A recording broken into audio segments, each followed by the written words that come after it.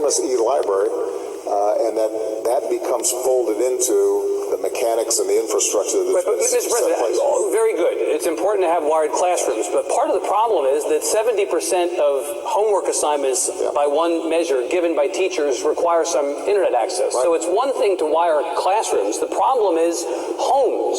There was a story in the New York Times about a month ago that had a couple of kids from McAllen, a brother and sister, standing outside their school building into the wee hours of the night, having to do their homework on their phones, using the Wi-Fi from the school after hours because they had no Wi-Fi at home. This is 2016. It just seems crazy. We set up something called Opportunity Networks that is going to go into public housing, rural communities, low-income communities, to make sure that access is available precisely so those young people. You're going to try to solve this problem.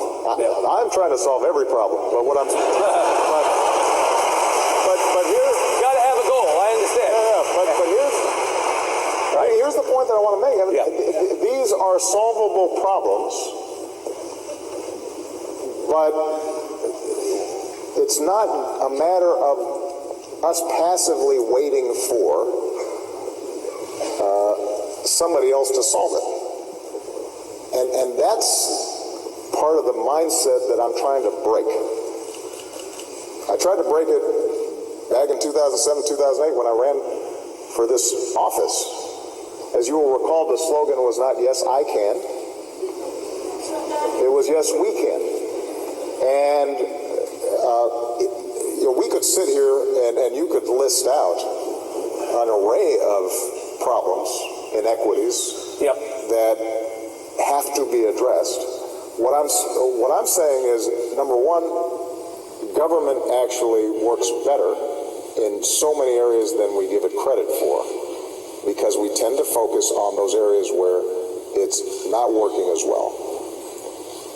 Number two, part of the reason that government doesn't always appear to provide a satisfactory solution is because government has to take on the hardest problems.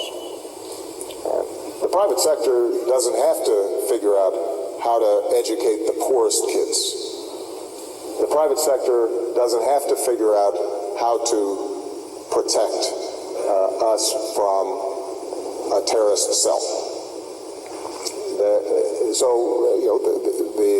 If you have aging, sick veterans, the private sector may not serve them as well, or to figure out how do we get homeless off the streets.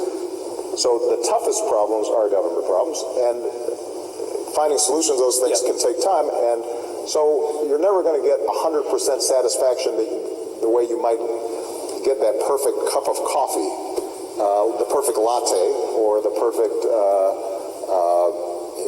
the lowest price on your ticket to, Cancun, because these are harder problems. But the third point that I'm trying to make here is that if we can reconceive of our government so that the interactions and the interplay between private sector, nonprofits, and government are opened up, and we use technology, data,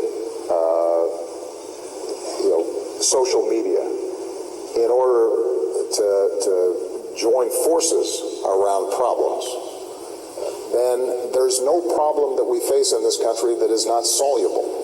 And the key is to have incredible talent, as is gathered here,